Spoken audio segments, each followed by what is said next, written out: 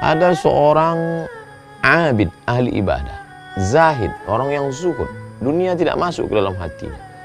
Dia bernama Ibrahim bin Adham.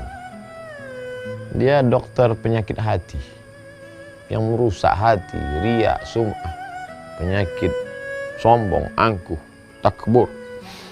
Lalu datang seorang laki-laki menemui Ibrahim bin Adham radhiyallahu an, bertanya, "Wahai Tuan Ibrahim bin Adham, aku ini pelaku dosa. Banyak sekali perbuatan dosa. Dan aku ingin berhenti. Kira-kira apa yang bisa membuat aku berhenti dari dosa ini?" Maka Ibrahim bin Adham menjawab, 5 bilang kau lakukan, insya Allah kau berhenti dari buat dosa. Apa itu? Yang pertama, kalau ada niat dalam hatimu ingin melakukan perbuatan maksiat, jangan makan rezeki yang diberikan Allah. Ini yang pertama. Setiap ada niat dalam hatimu ingin buat dosa, jangan makan rezeki yang diberikan Allah. Insya Allah kamu berhenti. Lama dia berpikir. Paling lama tahan tidak makan, tidak minum 2 hari. Setiap mau buat dosa, jangan makan rezeki yang diberikan Allah. Wah, jurus ampuh luar biasa dari seorang tabibul qalbi, obat penyembuh penyakit hati bernama Tuan Ibrahim bin Adham. Lalu apa lagi berikutnya? Jika engkau akan melakukan perbuatan dosa, jangan tinggal di negeri yang negeri itu milik Allah Subhanahu wa taala. Ada niat dalam hatimu ingin buat dosa, ya. Tinggallah sejauh mata memandang, carilah permukaan bumi Allah, tapi yang bukan milik Allah. Tidak ada. Lillahi ma fis samawati wa ma fil ardh. Segala yang di bumi, segala yang di langit milik Allah Subhanahu wa taala. Wah, tidak bisa. Nampaknya tak ada peluang untuk buat dosa. Lanjutkan yang ketiga. Jika ingin melakukan perbuatan dosa, cari tempat yang kira-kira di tempat itu engkau tidak dilihat oleh Allah Subhanahu wa taala. Ini lebih berat lagi. Wa huwa ma'akum aina ma kuntum. Dimanapun kamu berada, pandangan Allah, muraqabatullah, Allah senantiasa. Jadi kalau terlintas di hatimu ingin buat dosa, carilah di atas bukit, di tepi gunung, di tengah danau, di atas batu yang hitam, di tengah malam yang kelam. Kau tetap akan dalam pandangan Allah. La tudrikul absar wa huwa yudrikul absar. Dia tidak dapat ditangkap oleh mata, tapi dia dapat menangkap, melihat semua yang ada, punya mata di atas muka bumi Allah Subhanahu wa taala. Yang keempat, ketika malaikat maut datang kepadamu akan mencabut nyawamu, katakan, tunggu. Ada niat dalam hatimu ingin buat dosa? Ya, silakan buat dosa. Tapi nanti ketika malaikat maut datang akan mencabut nyawamu, dapatkah engkau berkata, tunggu wahai malaikat, aku bertobat dulu? Berapa banyak orang yang mati dalam perbuatan maksiatnya, mati dalam perbuatan dosanya, mati dalam keadaan nauzubillah su'ul khatimah. Lalu kemudian yang kelima.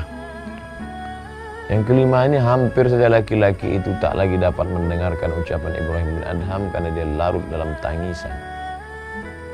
Karena betul-betul kunci pintu, tertutup peluang untuk berbuat dosa dari ucapan seorang hamba Allah.